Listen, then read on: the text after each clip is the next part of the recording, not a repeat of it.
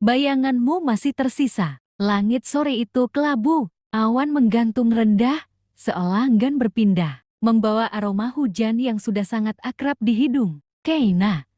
Dari balik jendela kaca, kedai kopi tua di tengah kota. Ia menatap jalanan yang basah oleh sisa gerimis. Orang-orang berlalu lalang, beberapa dengan payung. Beberapa lainnya memilih berlari kecil menembus hujan yang mulai reda. Kedai itu masih sama seperti dulu. Interiornya hangat, dengan dinding kayu tua dan lampu-lampu kuning temaram yang menggantung rendah. Meja kayu di sudut kiri tempat favorit mereka dulu masih ada, meski kini hanya ada satu cangkir di atasnya. Keina duduk di sana. Mantel krem yang membungkus tubuhnya masih basah sedikit di ujung, dan syal rajut biru tua melilit lehernya dengan rapi. Tangannya memegang cangkir kopi yang sudah tinggal setengah, dan matanya kosong. Tapi bukan tanpa isi melainkan penuh kenangan. Sudah 3 tahun sejak terakhir kali ia melihat David.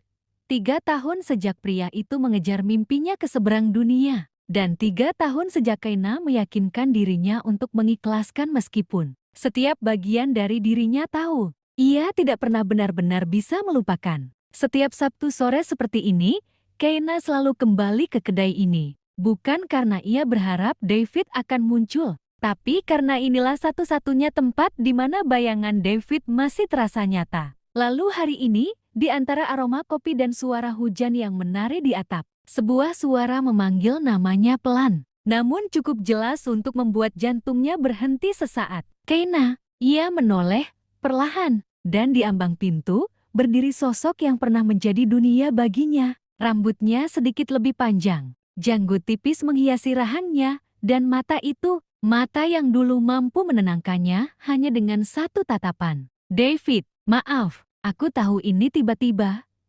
ucap David dengan nada canggung, tapi aku nggak tahu harus kemana. Kaki ini membawaku ke sini. Keina terdiam. Seluruh pikirannya mendadak kabur, hanya menyisakan satu kesadaran. Pria yang selalu ia rindukan kini berdiri di hadapannya. Sudah berapa lama kamu di sini? Tanya David, suaranya pelan. Setiap Sabtu sore, jawab Keina. Selama 3 tahun. David menelan ludah, wajahnya tampak menyesal, namun juga haru. Aku bodoh ya, meninggalkanmu dengan janji yang bahkan tidak kutepati. Kamu punya mimpi, David, dan aku. Aku hanya bagian dari masa lalu. Tidak, David langsung duduk di hadapannya. Kamu bukan masa lalu, kamu adalah segalanya yang aku cari. Bahkan ketika aku sudah mencapainya, Keina memandang ke cangkirnya. Kenapa kamu kembali?